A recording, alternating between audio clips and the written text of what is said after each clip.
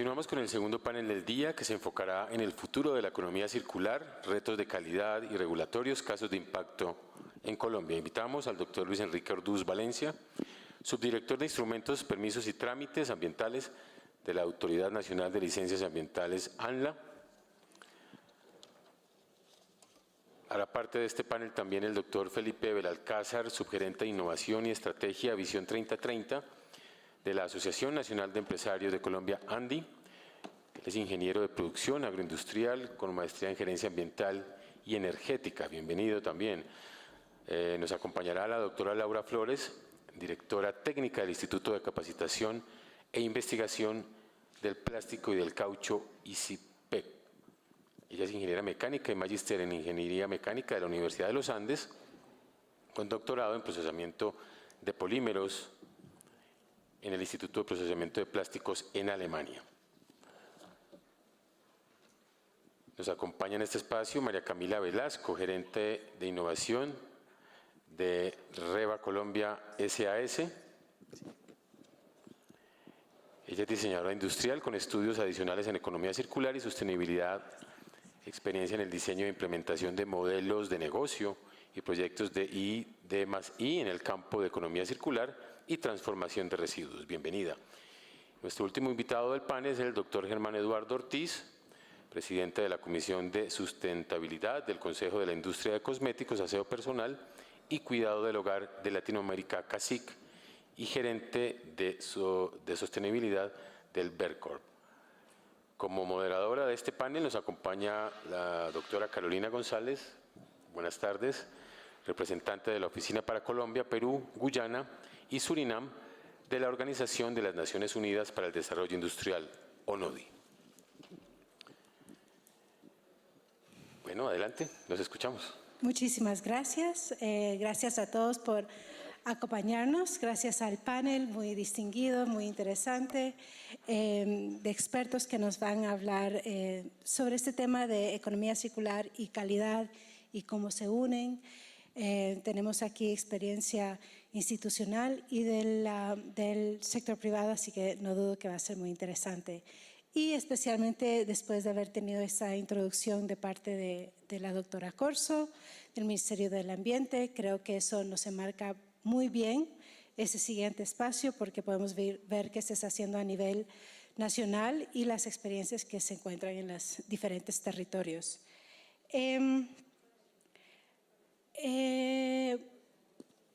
Creo que en el interés de tiempo vamos a ir directamente a las preguntas. Sí les ruego mantener la respuesta alrededor de 3 minutos y concisa para que podamos hablar lo más posible. Sé que es un tema que nos apasiona a todos, entonces que puede ser un poco difícil, pero la idea es poder tocar diferentes puntos, así que agradezco esa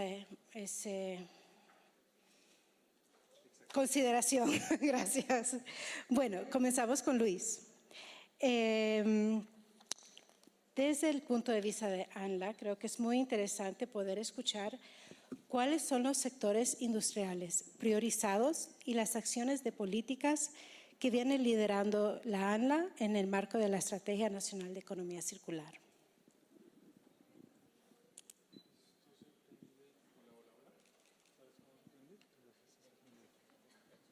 Hola.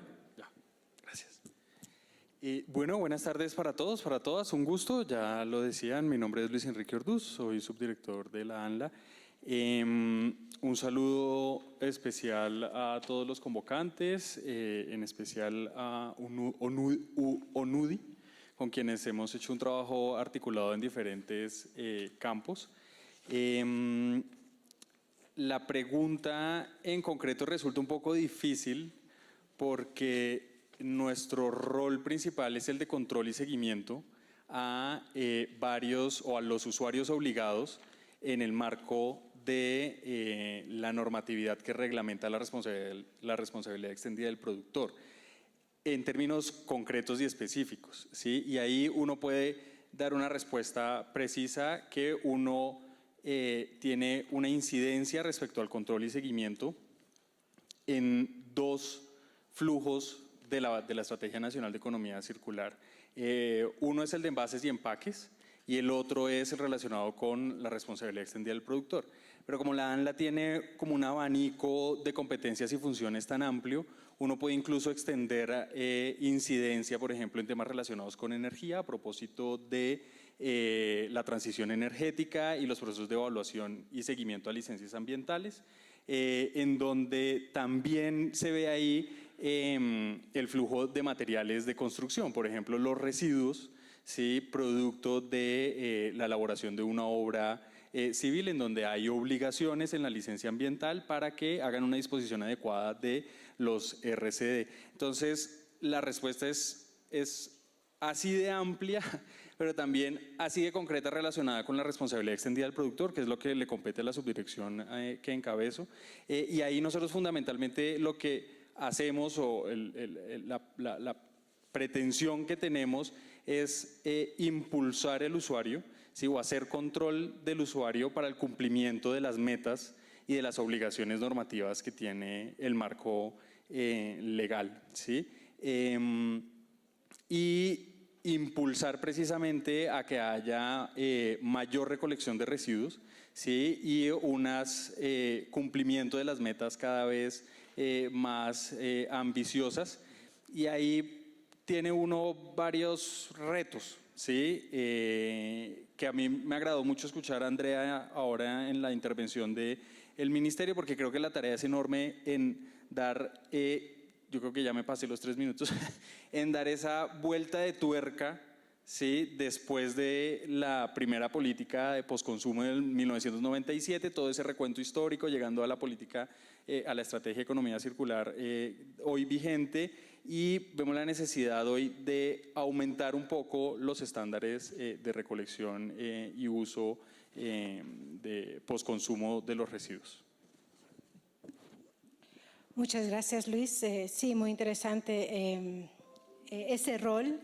No es fácil, especialmente porque es un proceso de transición para todas las empresas adoptar esas prácticas, pero es tan crítico, especialmente lo de responsabilidad extendida del productor. Así que es un rol muy importante y gracias por el trabajo que hacen ahí. Sigo con Felipe. De la ANDI, bienvenido. Mi pregunta para ti es, desde la visión 3030 que está impulsando la ANDI, ¿qué estrategias están utilizando para lograr la transición de una economía lineal a una economía circular? ¿Y qué prácticas de ecodiseño y modelos de negocios verdes están promoviendo? Vale, no, esa sí es fácil y concreta, porque desde la ANDI puntualmente es desde donde se ha incubado prácticamente todos los programas de responsabilidad extendida del productor del país. Hoy son 7 y está en proyecto textiles, sigue con lo que son RAEs y pues obviamente el más reciente fue envases y empaques. Entonces puntualmente desde la ANDI es ponerse la camiseta a desarrollar lo que son los modelos de responsabilidad extendida del productor para el país. Ya puntualmente, bueno, y el último pues obviamente es Visión 3030, que es el programa del cual hago parte. Pero en cuanto a las estrategias, puntualmente yo aquí anoté 3. La primera es un cumplimiento normativo más allá de lo que exige la norma. Este año, bueno, para los que no saben en el tema concreto y como lo establece la Estrategia Nacional de Economía Circular, para la corriente de envases y empaques va de a 2% incremental. Este año es un 14%, pero el colectivo tiene una meta del 16%. Entonces siempre buscamos ir por lo menos 1 o 2% adicional. Eso no es que en toneladas incremente 2%, sino que cuando hacemos el diferencial en toneladas, en muchos casos es un incremento de más del 15%. La segunda ya tiene que ver es con innovación, que por acá tanto Andrea lo mencionaba como algunos de los comentarios, el componente tecnológico es súper importante. Y aprovechando también el marco normativo y lo que es el marco multicriterio en el que se benefician las inversiones puntualmente en investigación aplicada y desarrollo experimental para obtener una reducción en la meta, esa es una de las grandes estrategias del programa. Y la última tiene que ver con pedagogía al consumidor. Por supuesto tenemos más, pero siempre hablamos que si el programa tiene información, tiene tecnología y tiene estrategias de innovación, no sirve de nada, absolutamente de nada, si como consumidores no tenemos ese cambio de hábito. Entonces, por eso es la estrategia puntual. Y ya para lo que es la aplicación, creo que la segunda parte era aplicación concreta de prácticas de codiseño. Sí, y Entonces, modelos de negocios verdes. Perfecto. Entonces, ahí ese es uno de los componentes que nosotros llamamos innovación aguas arriba. Y ahí es donde si nosotros como programa no acompañamos a las organizaciones a que hagan gestión de su línea base, es decir, a que se gestione la cantidad de envases y empaques puestos en el mercado, pues vamos a tener un crecimiento doblemente exponencial. Exponencial por un lado porque obviamente las ventas crecen y por otro lado porque la meta de aprovechamiento también aumenta. Entonces, en ese orden de ideas tendríamos línea base exponencial y meta exponencial. La estrategia nuestra es, tenemos una serie de grupos de trabajo y hay uno en concreto que se llama Aguas Arriba y es una serie de empresas que han sido beneficiadas por el mismo colectivo que han tenido un compromiso en aplicar los Golden Design Rules. Este es un marco de codiseño robusto pero práctico en su aplicabilidad. Y ese es el marco que nosotros estamos como tal promoviendo a que las organizaciones empiecen a implementar. Interesantísimo. Todo el trabajo que hacen con las empresas y cómo les dan estas herramientas, pero también interesante escuchar lo que hacen con los consumidores, porque quizás siempre se piensa que es más del lado de industria, pero como dices, si los consumidores no toman esa conciencia, pues lo demás no tiene sentido. Muchas gracias. Seguimos con Germán. ¿Cuáles son los mayores puntos de atención para la industria en el camino a lograr productos provenientes de la economía circular que puedan competir efectivamente con productos de la economía lineal, cumpliendo con criterios técnicos y de calidad? Gracias, Carolina. Buenas tardes a todos nuevamente. Es una gran pregunta y digamos que en el marco de lo que se ha venido hablando el día de hoy sobre economía circular, hay como dos puntos en los que se debe atacar y también lo hablaba esta mañana en mi conferencia. Hay un contexto externo y hay un contexto interno. Dentro del contexto externo, por supuesto que necesitamos unas cadenas de valor que aseguren esa trazabilidad de los materiales, que exista la disponibilidad de la tecnología para procesar esos materiales, pero también que existan unos productos en el mercado de alto valor agregado que dinamicen la demanda de esos productos, que aumenten la economía de escala y que hagan que el precio disminuya. Hoy en día una de las grandes barreras a las que se enfrentan los productos provenientes de la economía circular justamente es el precio. Y si bien podemos buscar en el mercado llegar a ciertos nichos o apoyarnos en el marketing a través de la promoción del beneficio ambiental del producto, tenemos ahí un gran desafío que resolver. ¿Y eso cómo se resuelve? Eso se resuelve a través de lo que estaba mencionando Andrea también en la intervención del ministerio, a través de política pública, a través de incentivos, a través de asegurar que esas condiciones que habilitan que se pueda dinamizar esa cadena estén presentes. Y por supuesto, desde la visión interna de las organizaciones hay que cambiar la mentalidad de la organización. Definitivamente una organización que fue creada, diseñado su modelo de negocio bajo el paradigma de la economía lineal, tiene que romper ese paradigma. Y una de las cosas que es clave romper en esa inercia organizacional para avanzar en la economía circular es la necesidad de colaborar con otros actores. La estrategia de economía circular de una organización no puede ser solamente en base a sus fortalezas internas. Tiene que apalancarse en otros actores, buscar redes de simbiosis, buscar modelos de colaboración, buscar compartir información con otras empresas para poder buscar ese modelo. Me encantó esta mañana el ejemplo de cómo se está incorporando Icopor para producir pinturas. Y eso solamente se puede dar a través de que esas dos organizaciones, quien genera el flujo de residuos y quien demanda la materia prima, se puedan sentar a conversar, a compartir información, a definir cuál es esa ficha técnica de ese material que yo demando del mercado y encontrar la oportunidad en esos generadores de esos residuos.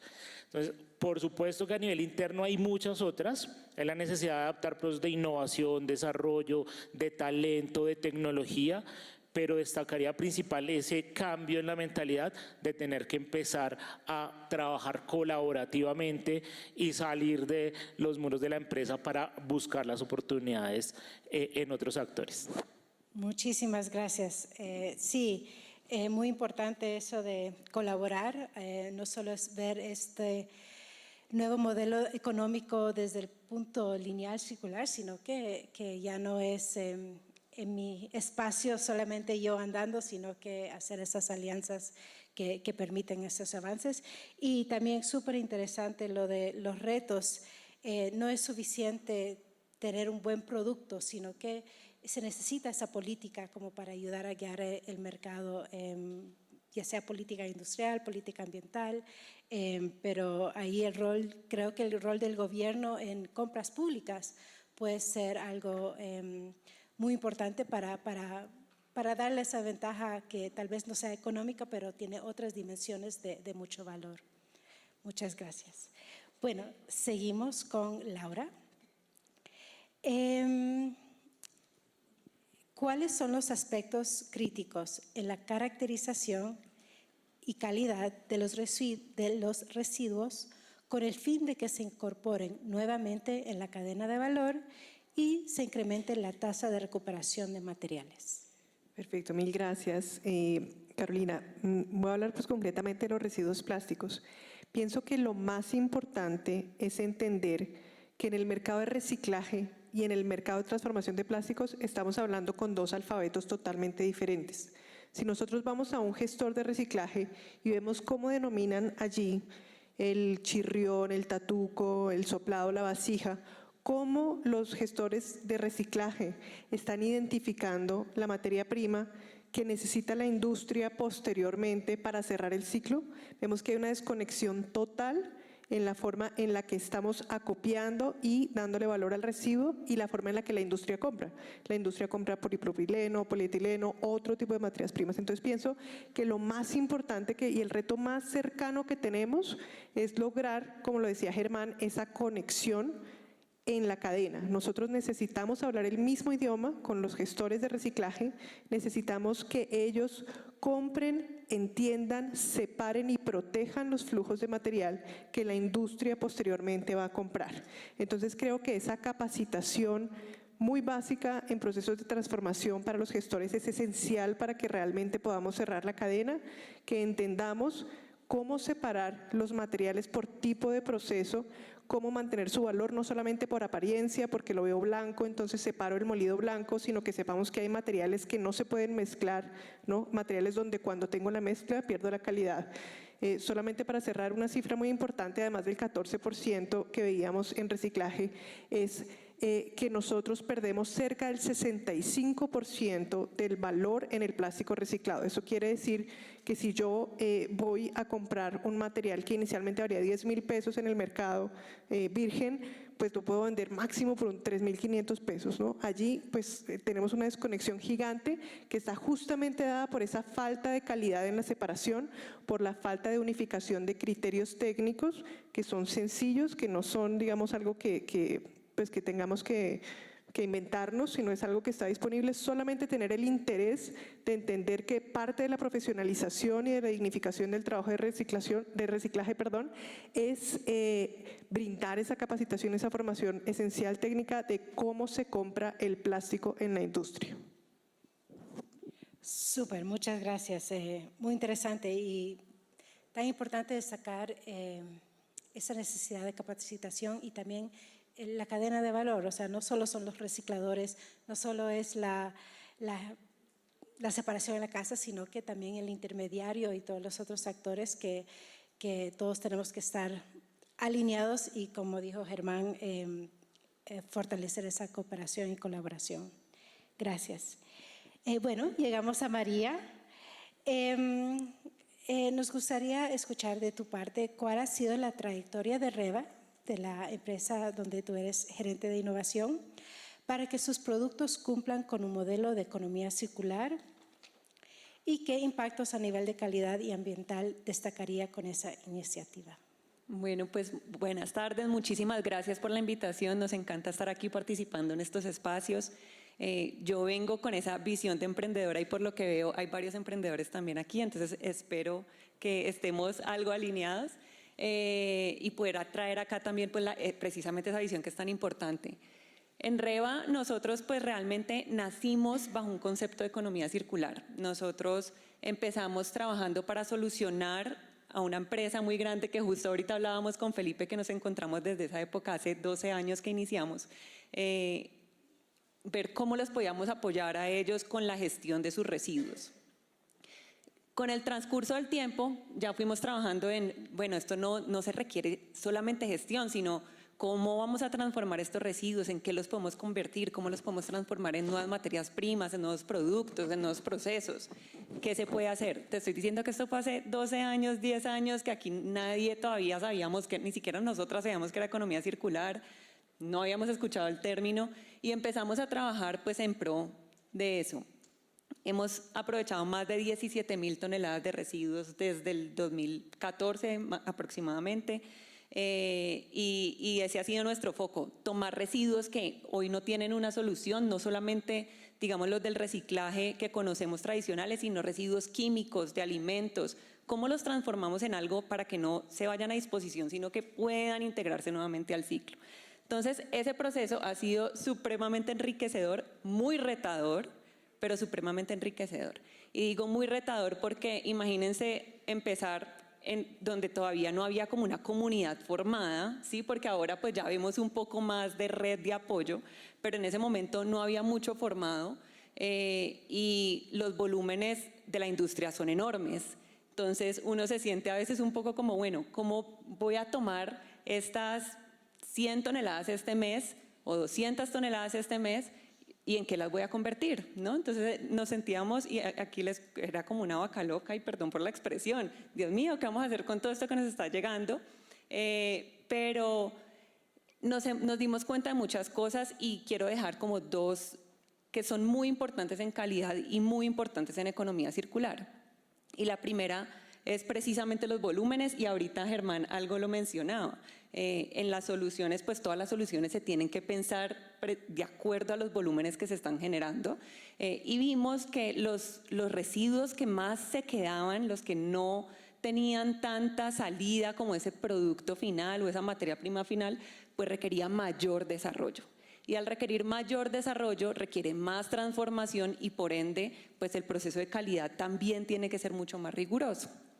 Y en ese proceso también vimos que la trazabilidad y la transparencia de la información, que también algo lo mencionabas, es vital. ¿Por qué? Porque si yo voy a tomar un residuo, esto les digo que nos cambiaban las materias primas cada vez que llegaba algo, entonces ¿cómo puedo yo estandarizar un producto si recibo materias primas diferentes? ¿Sí? Entonces el poder sentarse con la empresa, con la industria, el tener ese partnership, no solamente que me vean como un proveedor, sino, ven, este es un partner para yo poder desarrollar este proceso y te puedo entregar esta información. El tener esa visión de lo que se va a recibir también facilita que yo pueda desarrollar un proceso de calidad en mis nuevos productos o en mis nuevas materias primas.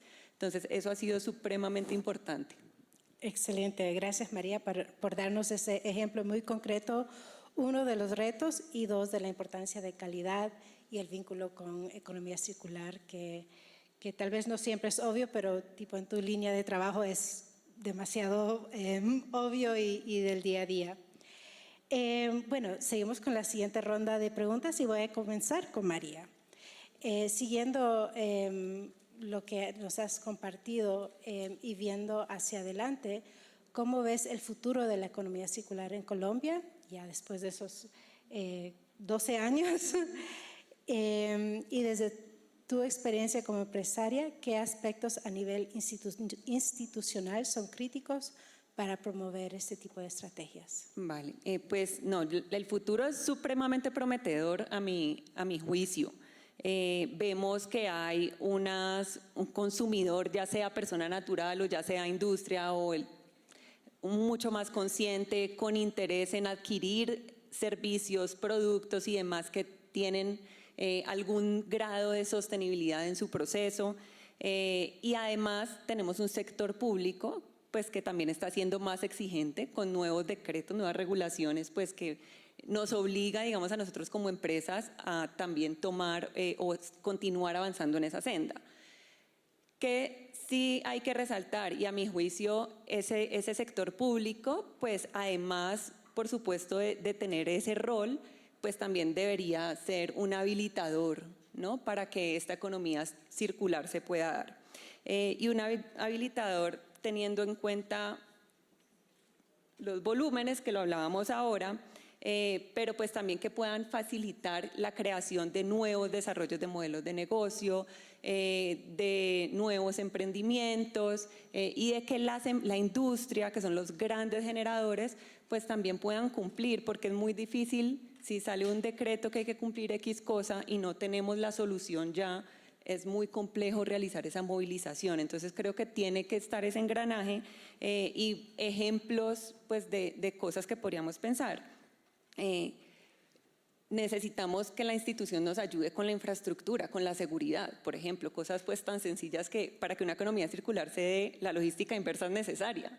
Entonces, el costo aquí muchas veces nos tumba, digo como visión de emprendimiento, muchas ideas y propuestas de negocio porque es muy complicado cerrar la viabilidad financiera y es necesario, ¿sí? Que es súper importante también tener data. Ahorita estaban hablando o estaban preguntando de cómo hacemos para poder tener recursos para llevar a cabo nuestros emprendimientos en economía circular. Ya hay inversión de impacto, que esa inversión de impacto ya ha llegado también a Colombia, ¿cierto? ¿Qué pasa? Necesitamos datos, necesitamos cifras de mercado que nos apoyen a nosotros también a poder dar cierre a esos pitch deck o a esas, los decks de inversión pues para poder llevar a cabo estos negocios. Y algo que también sería súper interesante, que a veces nosotros como empresas pequeñas lo vemos, y es que hay algunas barreras regulatorias, pues por cómo se está actualmente, pues digamos, en esa economía lineal, ¿no? Entonces, para que estos nuevos productos, procesos, ideas, modelos de negocio se den, pues también de pronto pensar como en un sandbox o en una especie como de entorno de pruebas, ¿sí?, en donde sea un poquito más flexible y nos permita también desarrollar y llevar a cabo estos procesos. Perfecto, muchas gracias. Sí, no hay nada como esos espacios para escuchar directamente cuáles son esas necesidades y creo que lo hace muy claro con infraestructura, datos y el aspecto financiero, más otros. Bueno, sigo con Laura. Y también siguiendo en esa línea de retos quizás, ¿cómo puede la academia y la investigación apalancar nuevos productos y modelos de economía circular y qué retos se están abordando actualmente? Bueno, muchas gracias. Yo pienso que desde la academia y desde la industria es muy importante, pues lo que decíamos ahora, la comunicación. En nuestro contexto, considero que es importante que en la academia entendamos que posiblemente la investigación no puede ir al ritmo al que estamos acostumbrados de tesis, de maestría, de temas así. Creo que en mi experiencia la industria está buscando pues unos apoyos mucho más cortos donde de pronto pues podamos aportar con asesorías de 2, 3, 4, 5 meses y podamos sacar de pronto por sprints algunas etapas. Considero que es muy importante también la transparencia en la transmisión de lo que podemos y no podemos hacer. A veces como academia nos da pena decir que no pudimos o que nos fue mal, ¿no?, que nos equivocamos. Considero que es importante que entendamos que la investigación es un trabajo cooperativo y es un trabajo pues donde como en cualquier escenario podemos cometer errores y no tengamos, digamos, ese ego para decir nos equivocamos, volvamos a empezar.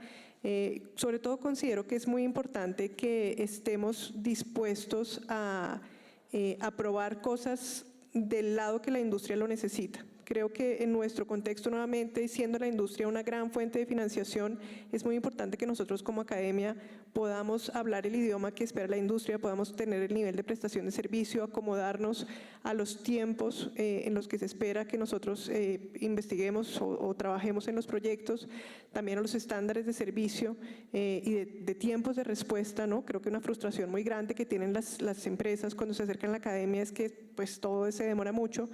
Y también que tengamos un poquito más de flexibilidad respecto al tema de propiedad intelectual, ¿no? Yo pienso que en nuestro país ese tema ha estado pues todavía muy endeble. Las universidades o las academias a veces queremos quedarnos con todas las patentes y no las explotamos. Entonces, en ese sentido, tal vez estemos abiertos a que las patentes las tengan las empresas, nuestros clientes, y a que tengamos un poco más ese modelo de prestador de servicios. Considero que eso agilizaría un poco el tema de economía circular. Perfecto, muchas gracias por destacar esa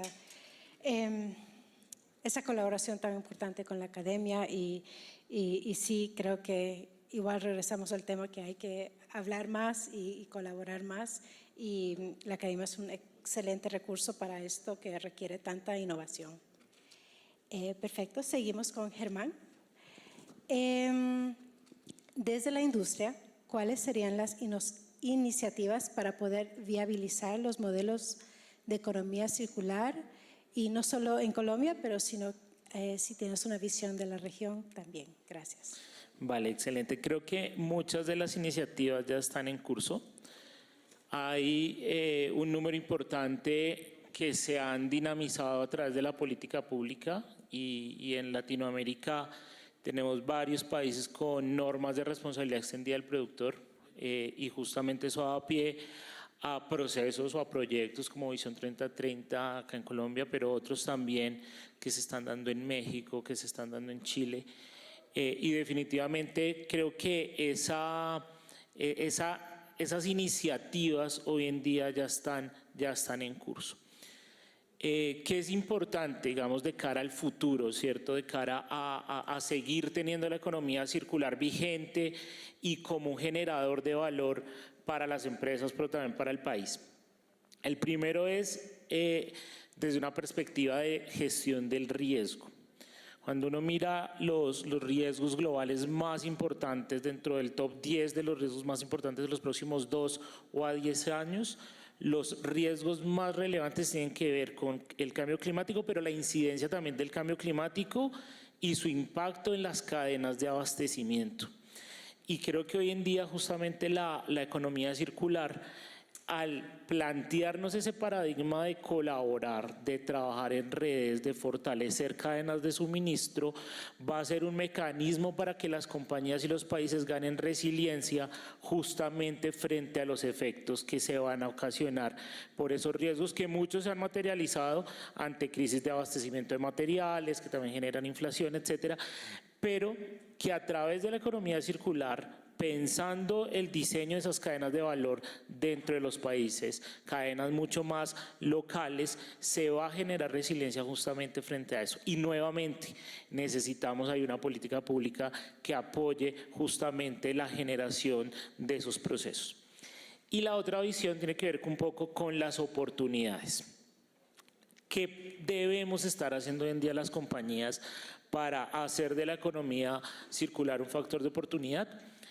Trabajar en innovación, definitivamente trabajar bajo la experiencia del usuario.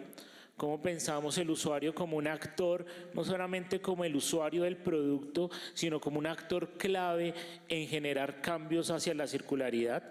Esta mañana hablamos bastante de los mecanismos de refill, en donde definitivamente el consumidor es clave a la hora de lograr ese cierre de ciclo, pero también a la hora de demandar productos. Y en ese sentido tenemos la gran tarea de seguir poniendo esas iniciativas sobre la mesa, disponibilizándole al consumidor esos productos en el portafolio, producto de esa economía circular, que nos ayude justamente a ganar equity de marca, a ganar brand value, a estar más conectados con las necesidades del consumidor, que haga que quieran también demandar productos de la economía circular. Entonces lo abordaría desde esos dos focos, y por supuesto que a nivel regional esto pues se viene dando, como lo decía, desde la política pública. Creo que ahí hay un gran dinamizador de este tema en América Latina, y seguramente al ya aplicar esos modelos que nacieron en Europa, pero que los hemos traído a la región, que los hemos discutido ampliamente, que los hemos traído a nuestro contexto, han salido oportunidades, por ejemplo, para trabajar con población recicladora, que seguramente no se tenían en otros contextos donde emergieron estas normativas, pero que los hemos traído a nuestro contexto y hemos logrado realmente también buscar un foco de oportunidades de desarrollo social, no solamente ambiental. Perfecto, gracias, y gracias por darnos esa visión de la región también, además de las estrategias, y por también destacar el vínculo con cambio climático. Y sí, eso es sumamente importante, pero creo que también se vivió con COVID, donde se cortaron esas cadenas de suministro. Lo acabamos de vivir, así que eso es un buen incentivo para buscar esas cadenas más locales. Gracias. Sigo con Felipe.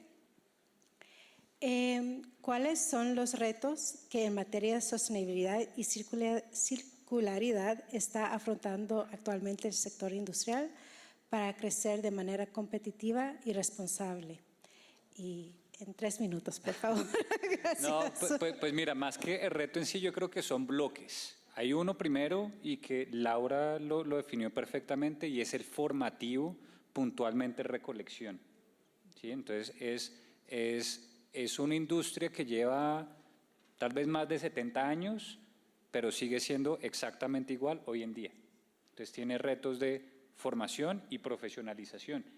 Y de esa industria depende la circularidad. ¿Sí? Y los demás bloques, ya para respetar los 3 minutos, pues vienen siendo más en bloques de infraestructura, en bloques informativos. ¿Sí? No conocemos toda la información tampoco. Y tal vez uno último, que sería el cuarto bloque, los ejecutivos. Ejecutivos puntualmente, ahorita hablando de innovación. Hablamos de traer inversión de impacto, hablamos de propiedad intelectual, hablamos que al país hay oportunidad de traer recursos. Puntualmente nosotros desde Visión 3030 estamos proyectando un poco más de 13.000 millones de pesos a invertir de aquí a 2030, específicamente en innovación, puntualmente en REP. ¿Cuál es el problema? Los proyectos. ¿Sí? No hay proyectos de buena calidad, y nosotros estamos teniendo que entrar a hacer formulación básica desde el inicio. Básica desde que el objetivo tenga que ver con los entregables. Te lo resumo en esos 4, pero podemos hablar mucho más si quieres. Sí, podríamos hablar mucho más tiempo, pero gracias por escoger esos 4. Es un tema muy complejo, pero me gustó mucho lo que mencionaste sobre, y lo repito porque me gusta mucho destacar este tema. Lo hemos visto en nuestros proyectos de economía circular, ese rol de los recolectores y ese como gap en esa cadena de suministro que necesita ser fortalecido y que muchas veces pasa olvidado. Y terminamos donde comenzamos, con Luis. Me gustaría preguntarte, también hablando en términos de brechas y retos, ¿cuáles son las brechas más comunes que enfrenta el sector industrial y productivo actualmente para la implementación de la Estrategia Nacional de Economía Circular? Y quizás porque ustedes ven muchas empresas y muchos retos, tal vez tienen una visión así como más amplia de lo que se está enfrentando en el país.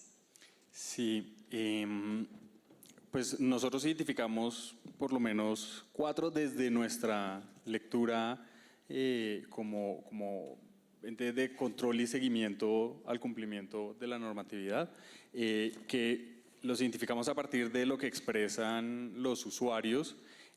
Uno de ellos es la posibilidad del uso de los residuos como materia prima en otros procesos, ¿sí? Vemos la necesidad de que el marco legal incentive, impulse, promueva, ¿sí? Y reconozca los avances tecnológicos que hoy existen, porque también hay que reconocer que los desarrollos legales son posteriores a la innovación social, ¿sí? Y un poco responden al cierre de la incertidumbre respecto al impacto ambiental que genere determinada actividad económica o actividad social. Y hoy vemos la necesidad de que la norma propicie, y en general la política pública propicie el uso de residuos como materia prima, o por lo menos aporte a esa solución. Creo que lo que se impulsó en alguna administración de Bogotá del uso del gránulo de caucho para la pavimentación debe ser una política nacional, ¿sí? Eso es un punto. El otro punto, y pongo lo del caucho solo como un ejemplo, seguro pues acá mis compañeros de panel tienen más ejemplos. El siguiente es el tema de la capacidad de gestión y transformación de residuos, que está relacionado con los gestores. Hay unas dificultades enormes para poder hacer un seguimiento a los residuos recolectados y aprovechados por los usuarios, porque no vemos que eso se contraste con la capacidad de los gestores a nivel nacional, ¿sí? Y esos gestores están hoy regulados por las autoridades regionales en lo que respecta a los permisos ambientales que necesiten. Entonces, con los gestores, dos consideraciones. Uno, mayor capacidad, gestores con mayor capacidad, y la otra es un mayor control por parte de las autoridades ambientales locales a esos gestores. Hay experiencias de experiencias. Uno acá, digamos, por la brevedad y por la característica de la conversación, generaliza. Sí, por supuesto hay experiencias exitosas, pero también vemos que ahí es necesario poner un poco la lupa que le ayude también a los usuarios en el aprovechamiento posterior de los residuos. Y por último, la capacidad institucional, y entendiendo institución no solamente como institución pública, ¿sí? La capacidad institucional de todos los actores involucrados, no solamente de la diversa gama de entidades públicas que deben participar en este tema, es decir, el Ministerio de Comercio, el Ministerio de Energía, de Minas y Energía, el de Ambiente, el de Salud, el de Educación. Yo no podría decir que prácticamente todos, ¿sí? Y la capacidad de las entidades operativas, ¿sí? Hoy es algo que hemos identificado en la entidad, y es algo que esperamos, creo que eras tú la que mencionaba los tiempos de respuesta, ¿sí? Poder dar respuestas a las solicitudes de los usuarios de manera oportuna, con calidad, con conocimiento, poder orientar a los usuarios en el uso de la norma, y por supuesto las capacidades institucionales del sector privado. Yo mencionaría esos tres gruesos, y eso es lo que podría decir frente a tu pregunta. Perfecto, muchísimas gracias.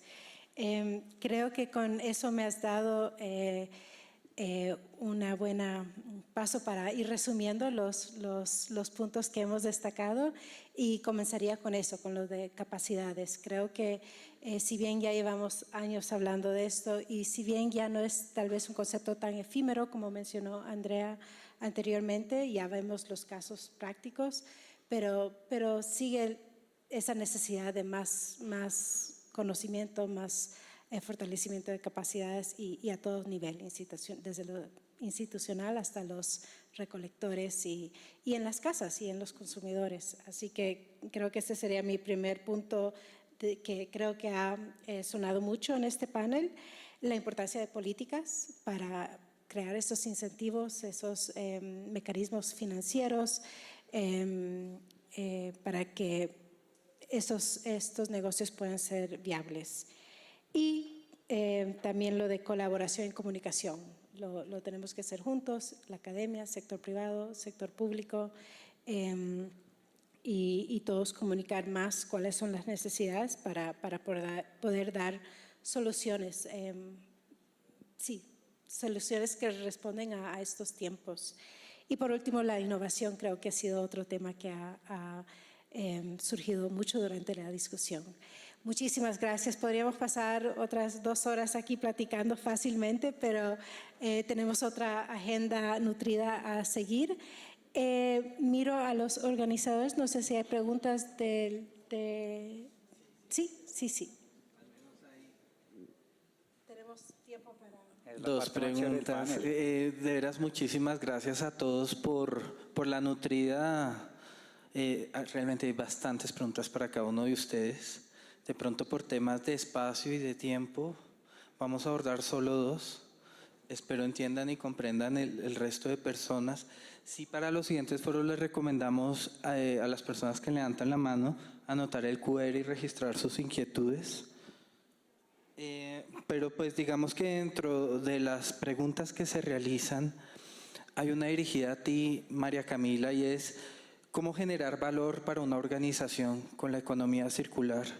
Partiendo de las grandes inversiones que se tienen que hacer y la aceptación del mercado, dice el asistente, es cómo hacer que el consumidor prefiera empresas que tienen un trabajo importante en economía circular y cómo comunicarlo frente a otros tipos de modelo de negocio. Gracias, Mario. Bueno, la pregunta está algo larga, creo que hay que dividirla como Corta. en 3 partes, pero voy a intentar ser muy resumida. Nosotros en REVA tenemos dos tipos de clientes puntualmente. Un cliente que es el que está generando el residuo, ¿sí? Y otro cliente que es el que está comprando una materia prima o un producto transformado a partir de ese residuo. Con esas 2 puntas, definitivamente el proceso que nosotros realicemos tiene que cumplir no solamente con una viabilidad ambiental, y es que el producto final o la materia prima que yo ponga en el mercado, pues no debe ser más contaminante que la disposición de ese residuo, ¿cierto? Pero adicional a eso, pues tiene que tener una viabilidad económica. Es supremamente importante, y ahora lo decían acá, hay muchos proyectos que se quedan precisamente pues porque hace falta es muy costoso todavía procesarlos, se necesita desarrollar un poco más el proceso pues para que eso se dé. En nuestro caso fue supremamente importante encontrar una empresa líder que fuera partner y que creyera en el proyecto para llevarlo a cabo. Esa sería como mi recomendación en ese momento. Ahora, en el momento actual ya hay mucho más, o sea, ya hay inversión de impacto, que lo decía ahora, hay fondos enfocados únicamente en proyectos e iniciativas verdes o circulares o sostenibles, porque son todas cosas diferentes. Entonces, creo que esa es otra alternativa, y es busquen ese tipo de fondos donde podrían tomar como algunos recursos, o también podría ser programas y proyectos de gobierno, que también han hecho varios en donde cofinancian esa salida de esos proyectos. Muchísimas gracias, María Camila. Te preguntan a ti, doctor Luis Enrique, y es cómo lograr simbiosis industrial entre empresas sujetas a instrumentos de seguimiento y control.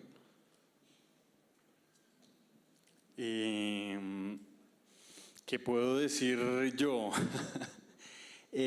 Nosotros, producto de ser operadores de la norma, identificamos las posibles mejoras normativas y las dificultades que tienen los usuarios, y nos articulamos con el Ministerio de Ambiente, que es el ente rector de la norma y de la política pública, y a partir de allí participamos y promovemos espacios de articulación con los usuarios, con nuestros usuarios, para aportar a esas posibles mejoras normativas. Entonces, la simbiosis y la articulación relacionada con los usuarios, una espacio de articulación o de aporte que hace la Autoridad Nacional de Licencias Ambientales, es llevar esas necesidades de mejora normativa, de aclaración normativa incluso, ante el reglamentador para que optimice la norma y tenga procesos legales que se ajusten pues digamos, a la realidad administrativa o la realidad empresarial del sector. Muchísimas gracias. Hay solo una más. De veras que fue reiterativa y va para ti, Laura, y es ¿qué planes se han hecho y cuáles se piensan hacer para articular actores de la cadena? Y comentan es que hoy se observa que el precio del material del plástico reciclado es más alto que el virgen. Si se tiene una opinión de a qué se debe ese factor. Bueno, de pronto para Felipe mejor la pregunta, pues en temas de articulación creo que es mucho más lo que un gremio como Andy puede hacer. Pues de hecho en el trabajo que nosotros hemos hecho con el colectivo creo que ha sido exitoso ese tema de articulación y de poder hablar actores. Desde mi experiencia, por ejemplo, en el Instituto del Plástico, hemos cometido el error en la cadena plástica de hablar solo entre nosotros y nos invitamos a nosotros mismos a hablar, ¿sí? Darnos palmaditas de lo bien que lo estamos haciendo y no estamos hablando con los dueños de marca ni con los gestores de reciclaje. Entonces, pues ahí de pronto pues le cedo la palabra a Felipe para que nos cuentes esa parte. Dale, eso es fundamental, la interacción entre actores. Desde el colectivo, obviamente nuestros clientes internos son las empresas productoras. Es a ellas a las cuales debemos la razón de ser del programa y a quienes les prestamos el servicio principal, que es cumplir la norma. Pero los actores que ayudan a cumplir la norma son todos los demás, principalmente gestores, que son los que están recibiendo un beneficio económico directo, no por la recolección, sino por una labor que llamamos nosotros trazabilidad. Y en esa trazabilidad hay que llegar a ese tecnicismo. Nosotros no pagamos por una tonelada de tatuco o de chirrión, pagamos es polietileno de alta densidad molido y específicamente. Pagamos por resinas de plástico flexible número, el que sea. Pero también hemos encontrado que hay una desconexión, o más bien hay una relación principalmente comercial entre quienes recolectan el material y quienes lo transforman. Pero lo que mencionaba Laura, no es lo mismo que usted me clasifique de esta forma a que lo haga de esta forma y con eso yo puedo sacarle como transformador mejor provecho. Entonces, desde el colectivo hemos ido poco a poco vinculando en algo que llamamos nosotros los grupos de cadena de valor, puntualmente del aprovechamiento de materiales, a los actores que están en la cadena de valor. Antes era solamente productores, pero el productor es el que menos tiene que ver en esa cadena de aprovechamiento. Entonces estamos articulando propiamente lo que son gestores con transformadores y es desde ahí, desde donde salen las soluciones de aprovechamiento. Y respecto al tema de precio, pues no puedo decirte nada, o sea, realmente es un tema extremadamente preocupante. De por sí los recicladores han sido gente que normalmente se ha hecho a pulso, pues en contra de muchísima adversidad, y encontrar que llevan 8 meses de pérdida desincentiva totalmente el montaje de la cadena. No sé hasta qué punto uno pueda fijar precios o incentivar nuevamente el uso de contenido de material reciclado a través de legislación, ¿no? Porque lo que estamos viendo en esta coyuntura, que si bien pues es excepcional, es que mucha gente está bajando del bus del reciclaje porque dice, pero ¿en qué me metí? ¿Para qué esto? ¿Para qué si vengo es a perder plata, ¿no? A caminar de pronto, ¿no? 16 horas para que no me paguen por lo que estoy reciclando. Aquí esto está siendo un problema supremamente grave que está desmontando la estructura que ya era endeble y está dándole una mala reputación al tema de gestión de residuos. Realmente pues ahí no sé qué hacer yo tampoco, yo también estoy muy preocupada y pues solamente quisiera llamar a que reflexionemos si es posible apoyar con pues normas que exijan la incorporación de contenido de material reciclado con toda la complejidad que eso implica. Muchísimas gracias, doctora Laura. No serían más preguntas, solo no sé si tengas algún comentario adicional del... Nada, sumando al último comentario de Laura sobre ese tema de qué podemos hacer.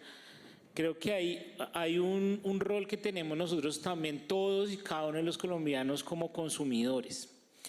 Y también siento que hay desconexión entre el rol de ese consumidor y lo que pasa posteriormente. Creo que es bien importante apropiarnos del código de colores, es bien importante apropiarnos de prácticas sencillas como, y lo discutíamos ahorita a la hora del almuerzo, como el material limpio y seco va en la blanca, y que realmente ese material en esas condiciones le ayude al reciclador en etapas posteriores a que el material no se dañe, a que no pierda sus características, a que se pueda mantener trazabilidad de cuál es el material limpio, de cuáles son las fuentes.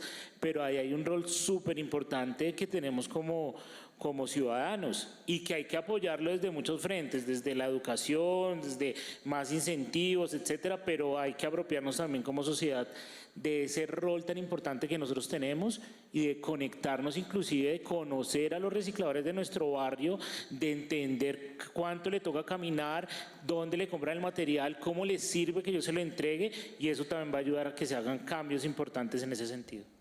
Muchísimas gracias, doctor Germán. Gracias por esas preguntas del público.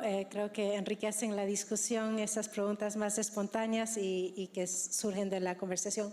Muchísimas gracias a los panelistas, ha sido sumamente interesante y espero encontrarlos pronto en otros escenarios. Gracias. Muchas gracias a Carolina, a María Camila, a Laura, a Luis Enrique, a Germán y a Felipe.